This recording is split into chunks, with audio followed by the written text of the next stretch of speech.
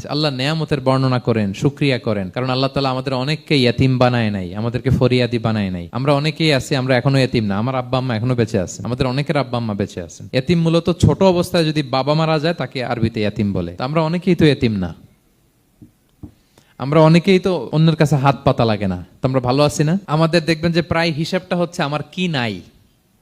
আমাদের হিসাবটা কি কি নাই, কি যে আছে এটার হিসাব করে কুলানোও যাবে না। ঠিক যেই মুহূর্তে এখানে বসে আমরা এই চমৎকার ইফতারি নিয়ে বসে আছি, ঠিক একই মুহূর্তে দেখবেন হসপিটালের আইসিইউতে শুয়ে শুয়ে কাতরাচ্ছে অনেকে। ঠিক এই মুহূর্তে কিডনি ডায়ালিসিস চলতেছে, দেখছেন? কিডনি পেশেন্ট এদিকে ছিদ্র করে ব্লাড সব বের হয়ে রিফাইনিং হয়ে আরেক দিক দিয়ে ঢুকে। ওর চিৎকার শুনলে, বার্ন ইউনিটে গেছেন কখনো?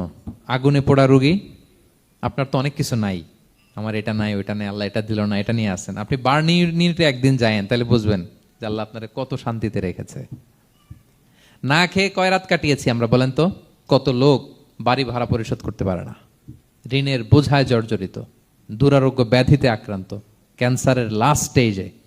তাদের সাথে একটু দেখা করেন, ফোর্থ স্টেজে চলে আসছে ক্যান্সার পেশেন্ট।